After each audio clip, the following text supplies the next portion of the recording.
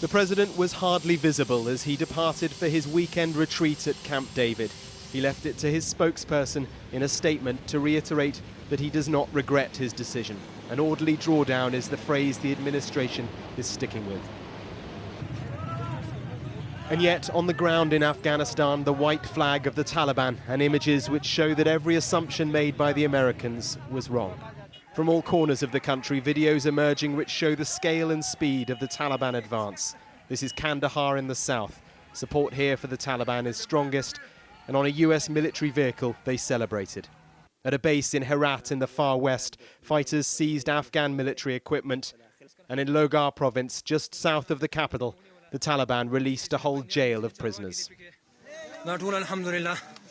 This isn't orderly. It's kind of hard to believe there can't be any regret, but there's no way I don't think he can ever express that.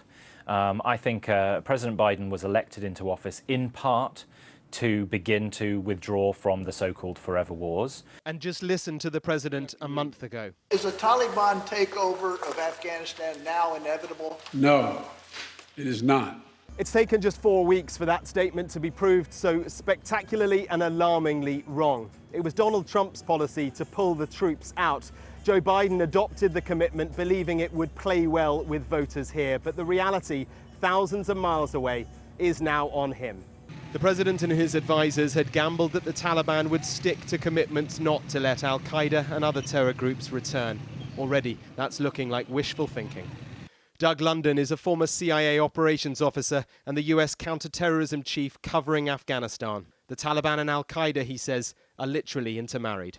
Well, I would not be surprised to see al-Qaeda members moving back to Afghanistan from Iran, where many of them sought refuge and sanctuary from counterterrorism pressure from the United States, the UK, and others, and basically taking advantage of the opportunities to get back into the business of training, plotting, and planning, and using the facilities of Afghanistan to project power outward.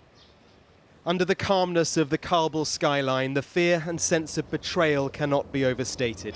The displacement camps are filling, and the 3,000 US troops who will arrive here by the end of the weekend cannot help. Their mission is only to protect US civilians as that orderly withdrawal is completed. Mark Stone, Sky News in Washington.